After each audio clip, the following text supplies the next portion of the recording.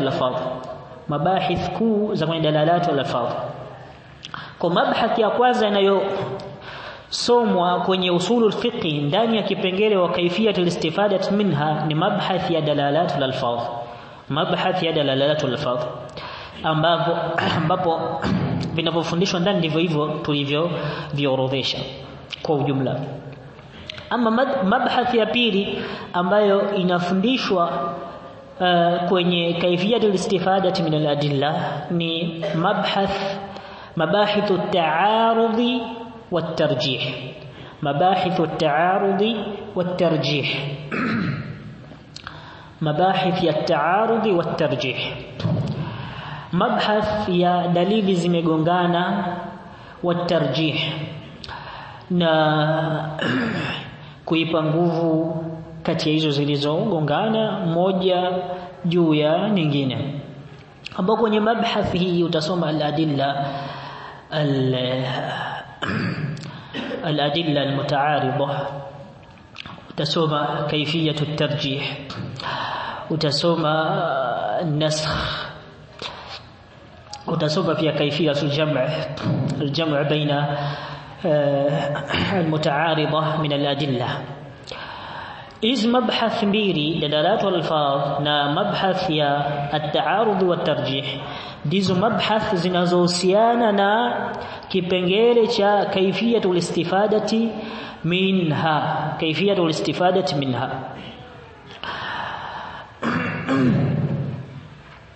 Kisha wahali al-mustafidi, taarifu inamalizikia kwa kusema wahali al-mustafidi. Na kitu kingine kinachofundishwa kwenye usulul fiqh na kinaingia kwenye maana ya usulul fiqh ni kujua hali ya almustafidi, hali ya almustafidi, namna ya yule anayefaidika na usulul fiqh, hali ya yule anayefaidika na usulul fiqh.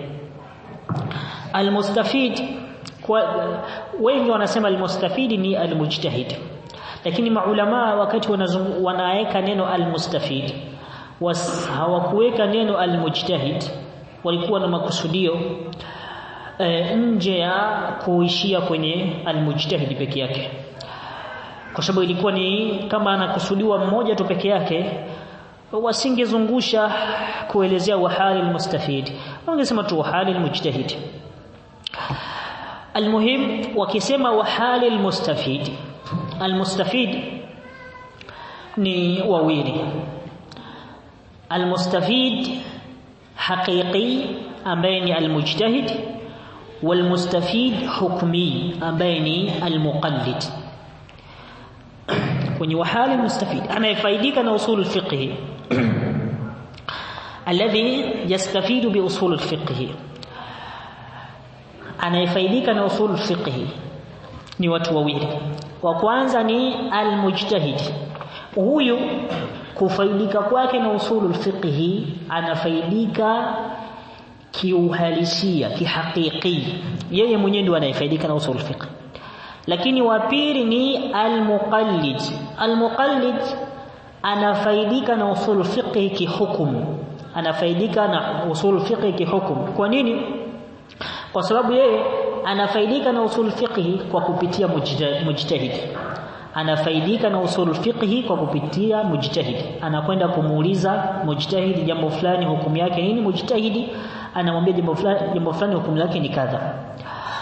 Kufaidika kwake muqallid amefaidika kwa usul fiqh lakini kupitia mujtahid, kwa usul fiqh lakini kupitia kwa mujtahid. Kwa hiyo kwenye wahali almustafid anaingia almujtahid walmuqallid. Mujtahid ni nani? Mujtahid ni mwanazuoni ambaye amefikia kiwango cha kuweza yeye mwenyewe kuishughulisha akili yake kwa kuipitisha hiyo akili kwenye qawaid alizonazo, kwenye dalili alizonazo, kwenye misingi alionayo ya ufahamu wa hii dini, akaitumia hiyo akili kuipitisha huko kwenye kuijua hukumu ya kitu fulani yeye mwenyewe pasi na kumuuliza shekhi. Yani yeye mwenyewe ukamuuliza jambo fulani hukumu yake ni nini, hilo jambo pengine halijazungumzwa na mwanazuoni wowote, ni jambo jipya, yeye mwenyewe kwa sababu ana misingi, ana kawaid, ana kanuni, ana adilla, anaichekecha akili yake kwa kuizungusha hiyo akili kwenye hizo dalili hiyo misingi. Yeye mwenyewe anakwambia jambo fulani hilo hukumu yake ni kadha. Yeye mwenyewe yajitahidu huwa binafsi, yeye mwenyewe ndo anayejitahidi kuijua hukumu ya kitu fulani pasi na kumuuliza mtu ambaye aliyejitahidi. Yeye mwenyewe ndo aliyejitahidi akajua iko kitu hukumu yake ni kadha, huyo ndio mujtahidi. Na muqallid ni yule ambaye anamuiga mujtahidi, anachukua kauli ya mujtahidi. Mujtahidi kasema hukumu ya kitu fulani ni kadha, na yeye anabeba hukumu ya kitu fulani ni kadha. Sawa? Tumejua maana ya mujtahidi na muqallid. Kwa sisi sote ni muqallidun, sisi sote takriban muqallidun, mujtahidun. Kina Fauzani mathalan na wengineo katika mashayikh wakubwa waliofikia hiyo level ya ijtihadi. Kwa hiyo usulul fiqh inakufundisha pia, inakuelezea hali ya mustafidi, yani mujtahid na muqallid. Mujtahidi awe na hali ipi mtu atakuwa mujtahidi. Kwa usul fiqh itakueleza sifa zinazomzunguka mujtahidi, anatakiwa awe hivi na hivi, masharti yake na vitu vinginevyo na vigezo vyote vinavyomzunguka. Usul fiqh itakueleza mujtahid na yale yanayomzunguka mpaka mtu awe kuwa aweze kufikia ijtihad, martaba ya daraja ya ijtihad. Na muqallid kadhalika itakuelezea usul fiqh muqallid ni mtu gani, na kuna wengine wanatofautisha baina muqallid na muttabi'.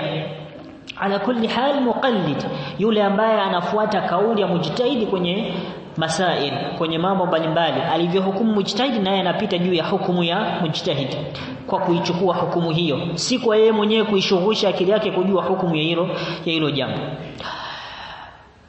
Usul fiqh kwa hiyo inadili na kukuelezea mujtahidi ni nani, shuruti zake na yanayofunga arkani zake, nguzo zake na hivyo, na muqallid pia ni nani.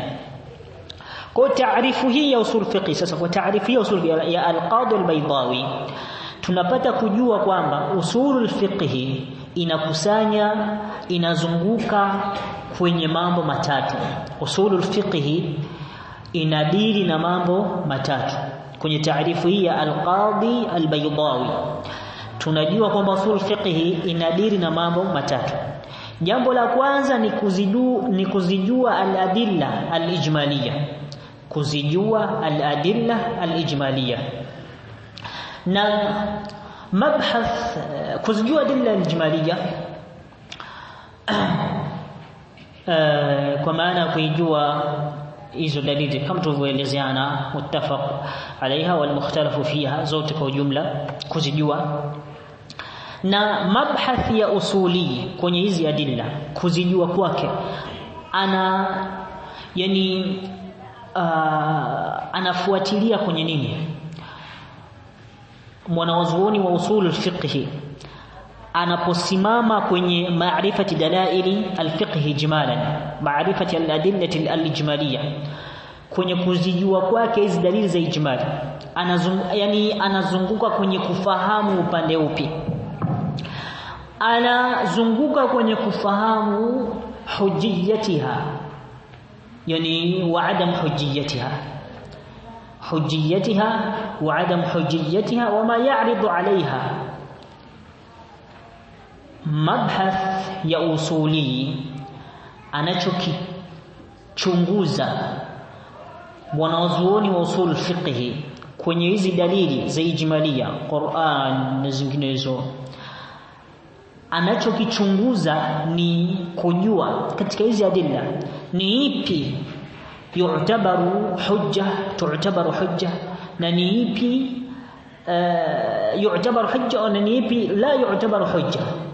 Ni dalili ipi kati ya hizi ni hujja bi kiasi ambacho unaweza ukaitumia kwenye kustadili, na ni ipi ambayo si hujja huwezi ukaitumia kwenye kustadili. Kwa anapokuja kwenye Qur'an, sio tu kujua Qur'an, sunna, qiyas, ijma', masalih al-mursala, shar'u man qablana wa ila ghairi dhalik. Sio tu kuzijua hizo kwa kuziorodhesha, bali ni kuzipitia hizo adilla moja baada ya nyingine na hukumu kwamba hii ni hujja, yani Qur'an ni hujja, sunna ni hujja. Hujja kwa maana unaruhusiwa kisheria kuitafuta hukumu ndani ya Qur'an. Hujja kwa maana unaruhusiwa kisheria kuitafuta hukumu ndani ya sunna. Kwa hiyo usuli anatafuta kwenye kujua hilo, Qur'an ni hujja au sio hujja, na bila shaka Qur'an ni hujja. Sunna za Mtume sallallahu ni hujja au sio hujja, kwa aina zake zote mbili, mutawatira wa ahad. Hadithi mutawatira na hadithi ahad zote ni hujja au sio hujja. Nini qiyas ni hujja au sio hujja, kwa maana mtu anaweza akaitumia qiyas kwenye kuzijua ahkam za kisheria, au qiyas haizingatiwi kwenye kuizingatia juu ya ujuaji wa hukumu za kisheria, juu ya ujuaji wa hukumu za kisheria za mambo mbalimbali. Kwa hiyo mabhath ya usuli kwenye hizi adilla ni kwenye kujua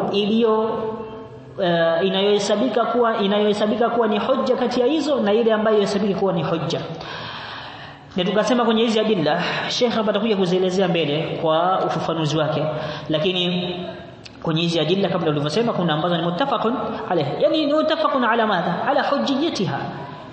Tulizosema hizi ni muttafaqun alayha, maulama wameafikiana kuwa ni adilla, yani muttafaqun ala madha, muttafaqun ala hujjiyatiha, kwamba hizo ni hujja,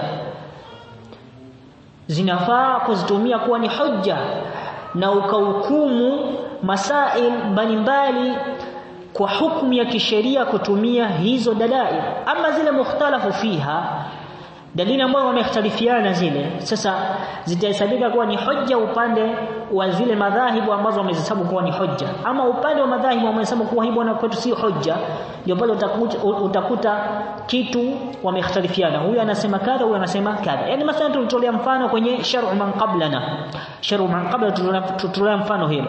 Baadhi ya maulama wanasema shar'u man qabla ni hujjatun, ni dalilun lana. Lakini baadhi ya maulama wanasema la, shar'u man qablana haiwi dalili kwetu mpaka ije dalili ya pembeni inayosadikisha hilo, mpaka ije dalili ya pembeni inayosadikisha hilo. Ama imekuja tu Qur'an kwenye kisa pengine inaelezewa watu wa Musa walikuwa wanafanya kadha kadha katika mambo, tukajua hukumu hapo, kumbe jambo fulani zama za kina Musa ilikuwa hukumu yake inafaa au iko hukumu yake ni haram. Hiyo hukumu kama kwetu sisi haikuzungumziwa hilo jambo, kama kwetu sisi halikuzungumziwa, je, hukumu hiyo tutaifanya kuwa ni hukumu yetu pia, au itabaki kwenye shar'u man qablana, sisi tutabaki kwenye al-istishab na bara'atu dhimma na mfano wake? Maulama wamekhtalifiana. Ala kulli hal, dalili ambazo mukhtalafu fiha wamekhtalifiana kwenye hujjiyatiha wa adam hujjiyatiha. Dalili ambazo maulama wamekhtalifiana, hizi ni dalili au sio dalili, wamekhtalifiana kwenye kusihi kwake kuzitumia kama ni hujja, na kutokusihi kwake kuzitumia kama ni hujja kuzijua ahkamu za kisheria. Kwa mabhath ya usuli kwenye hizi dalail al-fiqhi ijmalan au adilla al-ijmaliya inakuwa kwenye upande huo wa kujua zile ambazo zinahesabika kuwa ni hujja, inafaa si kustadili nazo, inafaa kuzitumia kama ni dalili, na zile ambazo si hujja, hata mtu akistadili nazo hukumu yake hatuizingatii. Lakini pia na awarid tilka al-adilla, kuna kitu vinajiingiza vinajitokeza kwenye adilla. Nafikiri Sheikh atakuja kudosea biidhnillah jalla wa ala. Kwa jambo la kwanza kwenye usulul fiqh linalo katika mambo matatu, jambo la kwanza ambalo linalofundishwa fundishwa taban linaloandikwa kwenye kutubu za usulul fiqh ni kuzijua al-adilla al-ijmaliyya, ni zipi hizo na ni zipi kati hizo ni hujja na zipi si hujja. Na jambo la pili ni wa kaifiyatu istifadati minha. Ukishazijua hizo dalili ambazo ni hujja na dalili ambazo si hujja, dalili ambazo zinafaa kuzitumia kwa ni hujja na zile ambazo zinafaa kuzitumia kwa ni hujja, unakuja kwenye kipengele cha pili, kaifiyatu istifadati minha. Vipi utafaidika na hizo dalili? Utafaidika vipi na hizo dalili? Tumeshaijua Qur'an ni sunna, utafaidika vipi na Qur'an kwenye kuzijua ahkam? Kama tulivyoelezea namna mabahith zake zipo mbili kwenye hilo, na kila kimoja kitakuja kuelezewa kwa wakati wake kwa upana, kimoja baada ya kingine. Lakini jambo la tatu ni wahali almustafidi. Usul fiqh pia inazungumzia hali ya mustafid. Tumezungumzia hali ya mustafid kwa maana kumzungumzia mujtahidi ni nani na muqallid ni nani. Kwa hiyo ni vitu vitatu pekee kwa mujibu wa taarifu ya al-Qadhi al-Baydawi ndivyo ambavyo vinavyofundishwa kwenye usul fiqh. Dalili za ijmaliyya, namna ya kufaidika nazo, na yule mwenye kufaidika na hizo dalili ambao ni mujtahidi na au muqallid, mujtahidi au muqallid. Na maulama wengine wanaongezea al-hukmu ash-shar'i. Maulama wengine wanaongezea al-hukmu ash-shar'i kuwa ni kipengele cha 4 kinachofundishwa na kinachoandikwa kwenye kutubu za usul fiqh. Al-hukmu ash-shar'i, al-hukmu ash-shar'i, al-ahkamu ash-shar'iyya, yani baadhi ya kutub zimechukua hii mabhath ya kuzizungumzia hukumu za kisheria. Wanazungumzia hukumu shar'iyya kwa vigawanyo vyake. Al-ahkamu shar'iyya qisman: al-ahkamu at-taklifiyya, al-ahkamu al-wad'iyya, na wengineo wanaigawanya vigawanyo viwili vitatu: al-ahkamu at-taklifiyya, al-ahkamu al-wad'iyya na al-ahkamu au al-hukmu at-takhiri. Al-hukmu at-takhiri kwa maana wana hukmu al-hukmu at-taklifi na al-hukmu al-wad'i na al-hukmu at-takhiri. Lakini taksimu ambayo ni mushtahira ni al-ahkamu at-taklifiyya na al-ahkam al-wad'iyya. Wanazungumzia hizi na wanazungumzia hukumu taklifia moja moja, wanazitolea maelezo. Hukumu alwad'iyya kadhalika wanazitolea maelezo. Iko kipengele kinaitwa al-hukmu ash-shar'i. Si kila anayeandika usul fiqhi iko kipengele anakiweka, lakini baadhi ya maulama wanakiweka kipengele cha al-hukmu ash-shar'i. Kwa nini wamekiingiza kipengele cha al-hukmu ash-shar'i? Kwa sababu al-hukmu kwenye al-hukmu inahesabika kuwa ni kama vile thamaratu ilmi usul al-fiqh. Thamaratu ilmi usul al-fiqh. Usul al-fiqh inasomwa ili yutawassalu bihi ila ma'rifati al-hukm ash-shar'i. Usul fiqh inasomwa ili mtu aweze kufikia kuifahamu hukumu ya kisheria. Kwa hiyo hukumu ash-shar'i ni kama thamara ya usulul fiqh, ni kama thamara ya usulul fiqh, kwa sababu ni na kama wanavyosema athamara ni